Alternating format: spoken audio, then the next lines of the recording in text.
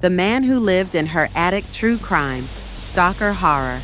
She lived alone, or so she thought. In 2008, Tracy, a 44-year-old single mother from Pittsburgh, began noticing things out of place around her house. Small things at first: food missing from the fridge, her electric bill slightly higher, the faint smell of cigarettes though she never smoked. She even asked her kids if they were sneaking snacks or leaving lights on. They weren't. One night, she awoke to a soft creak in the ceiling, almost like footsteps. At first, she chalked it up to the house settling, but it kept happening. More than once, she could have sworn she saw shadows moving in the hallway, but there was no one there. A few days later, she called a friend to say she felt like someone was watching her. Her dog would bark at the ceiling, especially near the attic. Finally, unable to shake the unease, she set up a hidden camera in the living room. What she saw horrified her. A man, scraggly, thin, with a beard and sunken eyes, lowered himself quietly from the attic hatch, tiptoed to the fridge, ate food, and used the bathroom. Then he vanished back into the ceiling. Police were called immediately. They discovered 58-year-old Stanley Carter, Tracy's ex-boyfriend from years ago, had been living in a crawl space above her bedroom.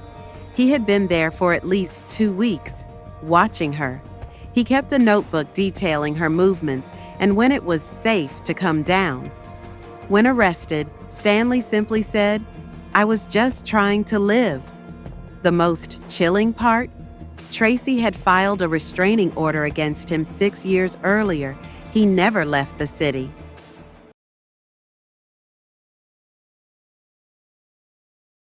The Watcher of Westfield. Your children are beautiful. Did you bring them here to play in the basement?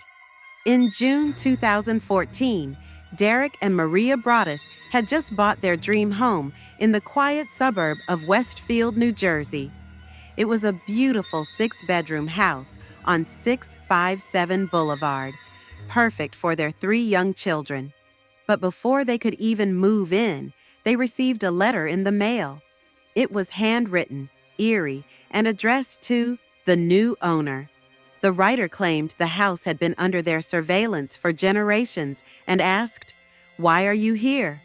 "I am the Watcher, and I have been put in charge of watching 657 Boulevard."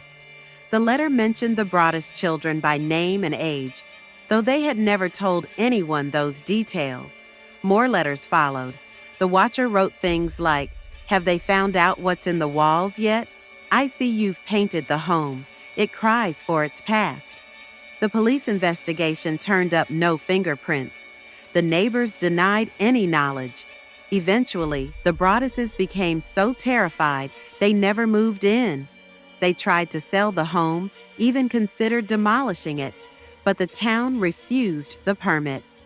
To this day, the identity of the Watcher remains a mystery. In 2022, Netflix adapted the story into a series, but real life is stranger than fiction. The next owners never received a single letter. Was it someone targeting the Broaddus family, or something tied to the house?